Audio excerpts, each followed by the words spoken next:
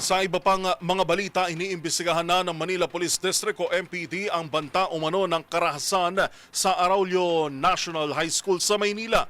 Seguridad naman sa naturang paaralan, mas lalong hinigpitan. Ang buong detalye tinutukan ni Tina Nolasco. May lead na o impormasyon ng nakalap ang Manila Police District o MPD kung sino ang nasa likod ng pagpapakalat ng banta ng karahasan sa Araulio High School sa Maynila.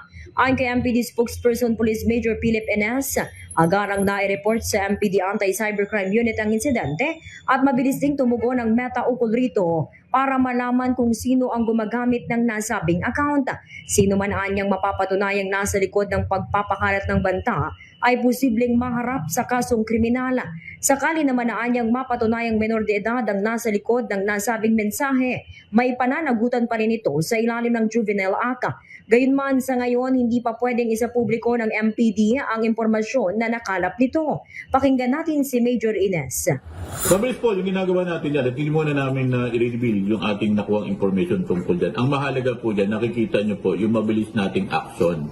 At sabi ko nga po, hindi pa man po tayo nakakatanggap niyan. Katulad po ng binanggit ko sa inyo, meron na rin pong ginawa ang ating ama na nusod ng Maynila tungkol dito para ma-address yung mga ganitong mga insidente. Babala pa ng opisyal sa sino mang nagpapakalat ng naturang mga banta, mabigat ang parusa sa ilalim ng Republic Act 10951 kaugnay ng Anti-Cybercrime Act of 2012.